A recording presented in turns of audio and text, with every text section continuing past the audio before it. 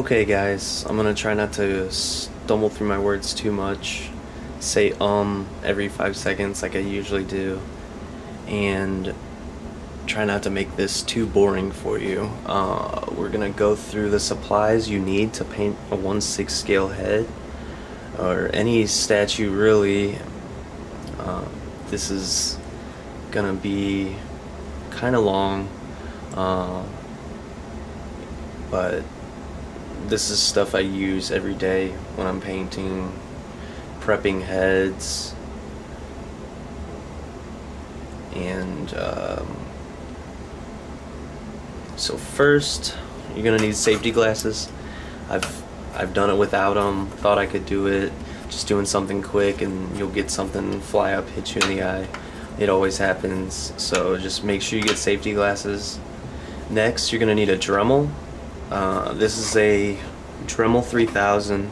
It's only about $30, but it's lasted a few years. Every few years I'll have to get a new one. Seems like it'll wear out because I use it all the time.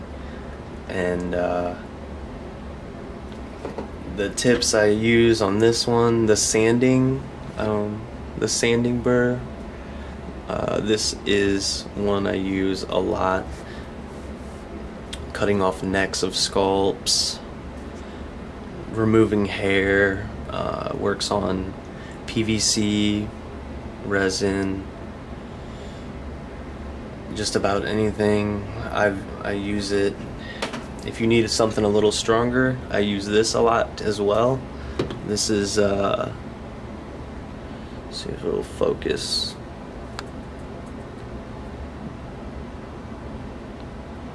There we go. So these are stainless steel. I believe it's a router bit that will get through most epoxy, harder resins. The vinyl, it works pretty good, like PVC. So those are good too. Cutting off necks, I will usually use one of these disc tools, so it comes in handy. I also use the cone shaped Dremel tool a lot. Excuse me. Recently I just got let me adjust this camera. I just got a drill press. I use that now a lot if I'm gonna Dremel out a head, put a magnet in. So I Dremeled this out, super glued a magnet in, and then you can attach the neck adapter like that. That helps for a haired sculpt, so that you don't have to put it in a box, mess up the hair. I'll cover that in a future video where you're just going to be attaching a magnet inside, and then into the box will hold it down, acrylic case, so that the hair is not being touched. It's not gonna get messed up by the shipping. But we'll cover that on my next one of my next future videos. So the drill press, there's a few different bits I like to use. This one will pretty much do all I need to do as far as the magnets. It goes straight in, gets me a big enough hole for the magnets that I use. I might start with a smaller one, such as this, for getting a starter hole, or you can put smaller bits for precision drilling out wrist pegs, ankles, eye holes, anything. I mean, it comes in handy. I got it for free, so I'm not sure how much these cost. I'd probably say a couple $100 maybe, but well worth it. Let's see, what else? I think that about covers the Dremel and head prep. Next, you're going to go on to wash the head. So for that, you're just gonna need a toothbrush, hot soap and water, just scrub it down. There might be just like some stuff left over from the mold release. Could be anything really, dirt, you know, anything. You just want to make sure you clean it well, that you got a good solid base for it to stick to. Alright, so next, let me move the camera over. We're gonna talk about prepping the heads.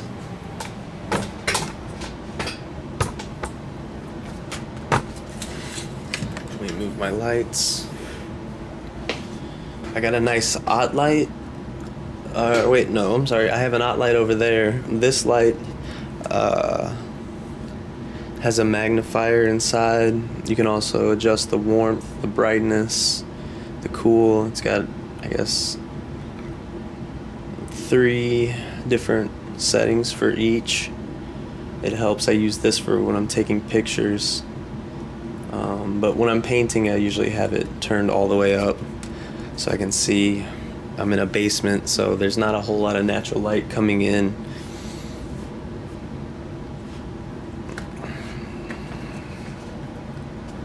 Alright, so after you get the head washed, we're just gonna need, you'll probably need some kind of sticks. I usually use blue tack, and then I can just put the heads on here after they're drilled out. So I got this board, probably from a hobby store. Michael's we have here. Hobby Lobby probably would have something too. And I just drilled some holes in it. Got some dowel rod, put those in. So, and that'll work for neck or necklace sculpts. Blue tack's cheap. Okay, so after you get it on the sticks, you're ready to paint.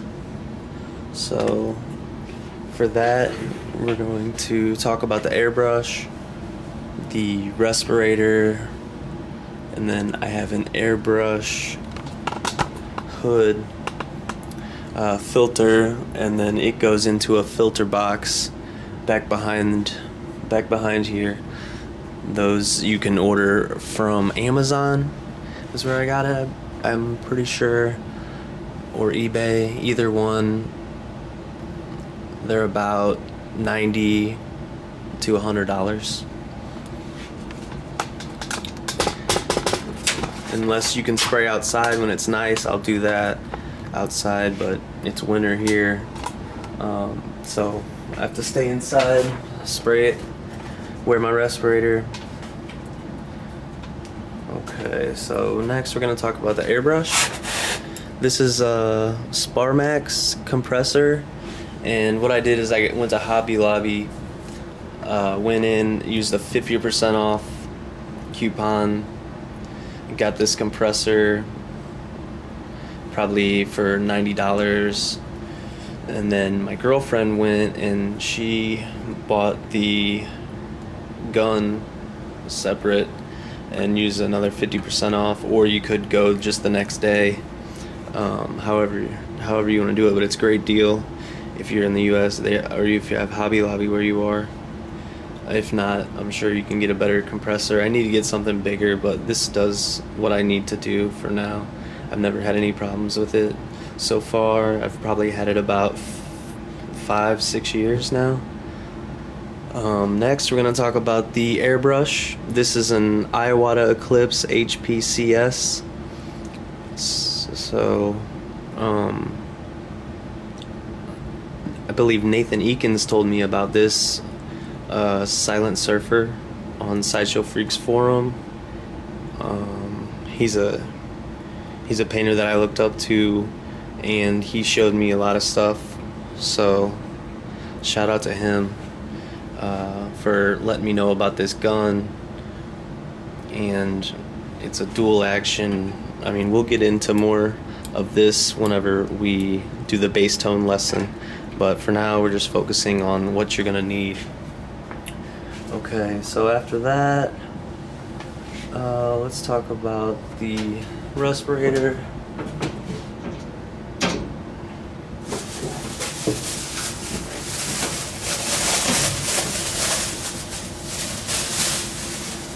is Walter White style 3M. I probably need to change the filters on it soon, but this is what I use when I'm spraying. But usually I'll spray and then wear this. I got the box, you know, sucking the air out, or sucking the spray out, so that should be enough. And after I'll spray, sometimes I'll just leave the room. So I just knocked my airbrush off. Alright, good thing it's stainless steel. Okay,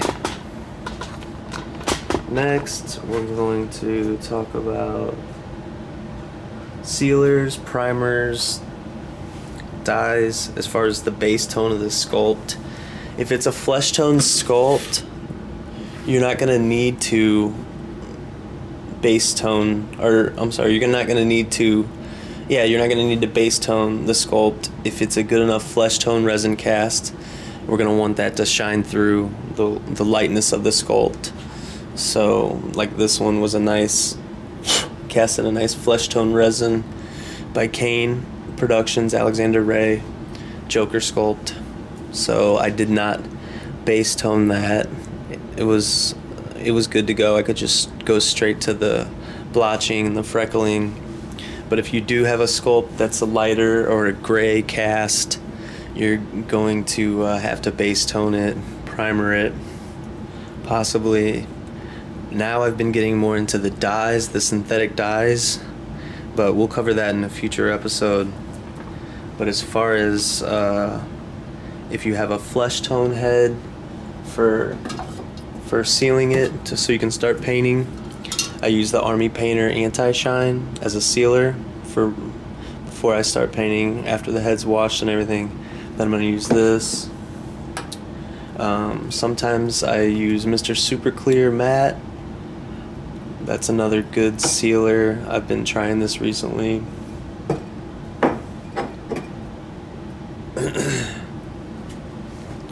And as far as if you need, say you have a 3D print or an orange head or something unusual, I do primer them light gray.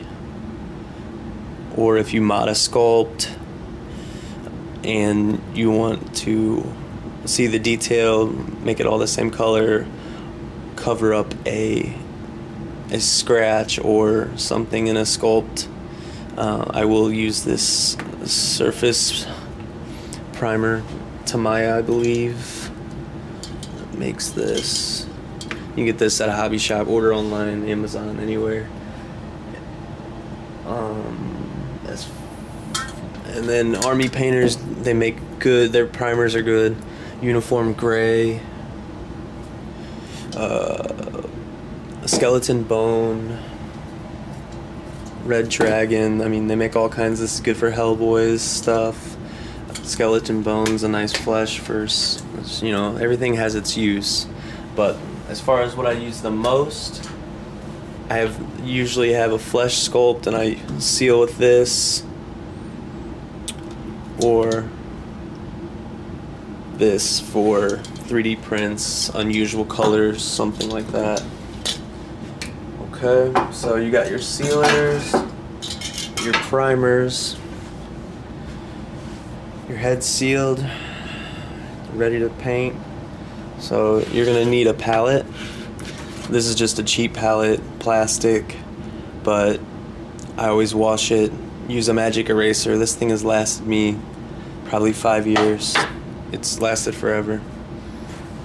So that's a good tip. Get the magic eraser, clean it with that in hot water. For this acrylic, anything, it'll clean it. Next, I got a little reference stand, so I'll put my phone on here. Attaches real quick. Pull up my references. So I recommend getting one of those. Or I need to get a computer down here. Eventually I can get a computer down here and pull up multiple references at once. That'd be nice. Okay. Next we're going to talk about reducers for the paint. I like to use this Aeroflash, but unfortunately it's discontinued. So I'm not really, I don't use it that much, but it was a great product. Hopefully they come out with a new version soon that'll replace this. I still have a stockpile, maybe 5 or 6 bottles left. In the meantime, I've been trying other ones. Comart Medium, so this is a good one. Add to your paint, helps reduce it, go through the airbrush, but not like break apart like water, like breaks apart the pigments and weakens the brightness of them. I also use the Universal Acrylic Thinner from Testors, which is pretty good. I'll try to make a list of all this stuff for you guys on a post. I'll have a list, or maybe like do an Amazon storefront thing where you guys can just have a direct link to all the stuff I use. So as far as reducers, that's these 3. Okay. Alright. So next we're gonna talk about paint. Alright, sorry guys, that was gonna be confusing and take forever for me to list off what paints I use for what. So I'm just going to get a list for you guys of what brands what, and these are colors that I use the most. Everything's usually custom mixed depending on what character, you know, so I will usually custom mix, but this is the colors I'm going to be using if you guys want to get these. These are what I recommend. So I guess that'll be about it on paint. You guys will wait for the list if you do want to get these, or you can just use your own colors that you do have. But as far as people wanting to know what I use, it's Comart transparent airbrush paints and Folk Art or Americana, the reducers. So nothing's gonna be too crazy expensive for you. The sealer's about $18, which is kind of expensive, but it'll last a long time. It's good stuff. I highly recommend that. But you're free to use whatever you want. Next, brushes. Put it over here so you guys can see. Brushes I use the most. As far as for detail, the best brushes, the Tamiya Modeling Brush Pro, item number 8712 and 87173. One's a little bit smaller. They're both tiny, and these are $18 or so, $20, but they do last 6 months at least, and that's with heavy use. So those I highly recommend for the eyes. Just a few small detail brushes, just hobby shop brushes I got from Michaels. These aren't too expensive. An old toothbrush. Let me put these over here. Old toothbrush is good for freckling. You'll need that. Just a nice brush for big stuff for hair.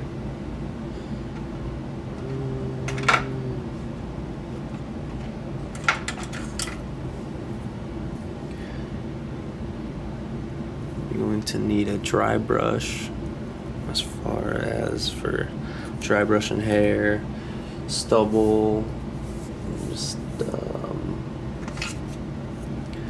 good stippling brush.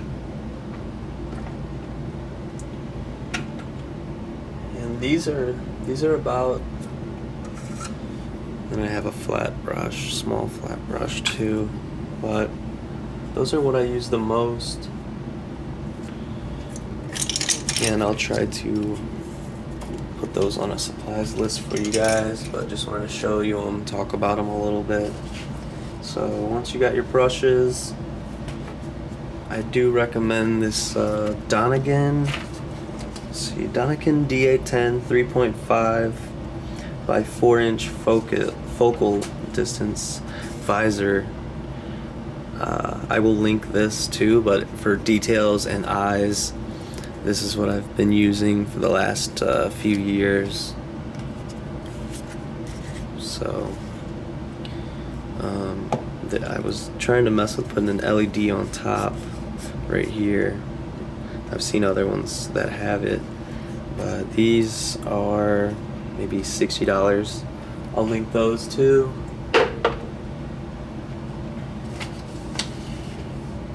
Eye gloss, I use Pledge Floor Care. Okay, and recently, let me see. This is the new stuff, so they switched the formula a little bit. This is the new stuff you guys will be looking for. Well, that's what I use for glossing eyes.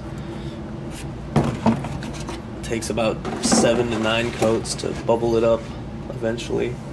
You'll get a nice round surface on the eye.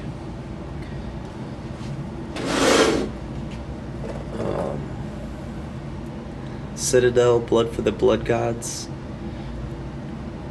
It's a good name. I recommend this for blood. So as far as that kind of stuff, extra stuff, we'll be covering that in a separate video. But I did want to recommend that. And for dirt and stuff like that, that'll be the last thing we're gonna do when we're painting a head. After that, we're ready for a final seal. And sometimes I will use this product called Save Tea, and it adds a little sheen, kind of similar to a PVC head. Has kind of a little sheen the skin has to it. So this is what I like to use. Again, Nathan Eakins told me about this, so thanks to Nathan for the tip. And I'm passing it on to you guys. Okay, let's see.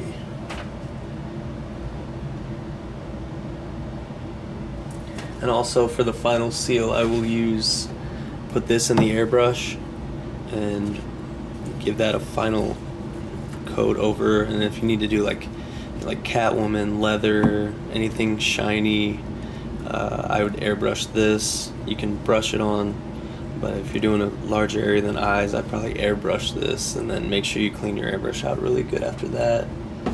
For airbrush cleaner, I like to use Auto Air Colors, Creatix, Wicked. It's covers all these, but this is good stuff.